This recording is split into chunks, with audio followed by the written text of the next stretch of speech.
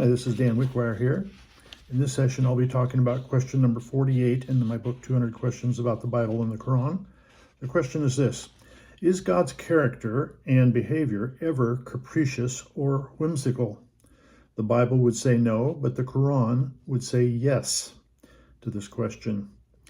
Let's look at the character of God as it's revealed in the Tevrat. In Numbers 23:19, he says this: He has said, and will he not do it? Or has he spoken, and will he not make it good? This is talking about the character of God himself. When he says something, he's going to do it. He doesn't change his mind. He's not capricious. He's not whimsical.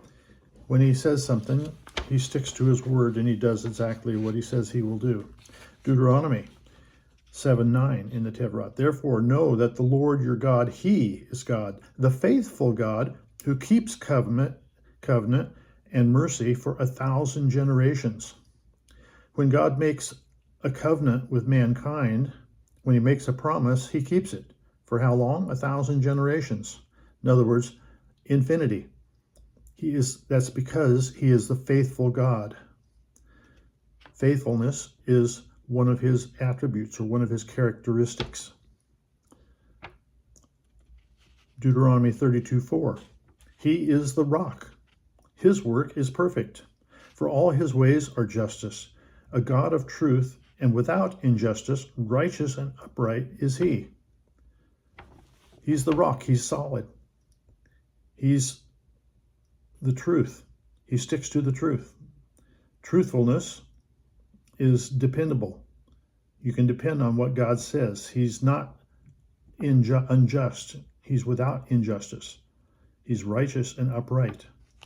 Look at the Zebur in Psalms 19:90. Your faithfulness endures to all generations. You establish the earth and it abides. God's faithfulness is to be trusted. Why? Because he's not capricious. He's not whimsical. He's not going to change his mind. He's not going to go against what he has said. Whatever he has said, it's rock solid. Malachi 3:6 says this: For I am the Lord. I do not change. Therefore you are not consumed, O sons of Jacob. It's because of God's faithfulness that we can trust him. He says, I do not change. We see the same sorts of truth revealed in the Injil. Look at 2 Timothy 2:13. If we are faithless, he remains faithful. He cannot deny himself. In other words, his character is so trustworthy that whatever he says, he's going to stick to it. He's not going to be whimsical. He's not going to be capricious or change his mind or any of this kind of stuff. Titus 1:2, in hope of eternal life, which God, who cannot lie, promised before time began. Because he cannot lie, he is to be trusted. His behavior is not going to change. When he says something, he's going to stick to it. He's not capricious or whimsical. James 1:13, God cannot be tempted by evil, nor does he tempt anyone. And Numbers 23:19 in the Tevrat says this: God is not a man that he should lie, or a son of man that he should change his mind. Does he speak and not act? Does he promise and not fulfill? Obviously, if he promises something, he's going to fulfill it. When he says he's going to do something, when he says he's going to act, he does act. That's because of his faithful character. He's not a man that he should lie or change his mind. When we look at the Qur'an, we see something totally different. We see a God who is capricious and who is whimsical. Look at this in Hud 11:106-108. As for the wretched, they shall be in the fire, eternally therein, unless your Lord ordains otherwise. You can still be wretched, and he can decide to let you out of hell if he wants, because he's capricious. He can do whatever he wants. Your Lord is doer of what he wills. And as for the blessed, they shall dwell eternally in the gardens, unless your Lord ordains otherwise. In other words, you can go to heaven, and according to the Quran, you can go to heaven and get kicked out later on because God might change his mind. There's no security.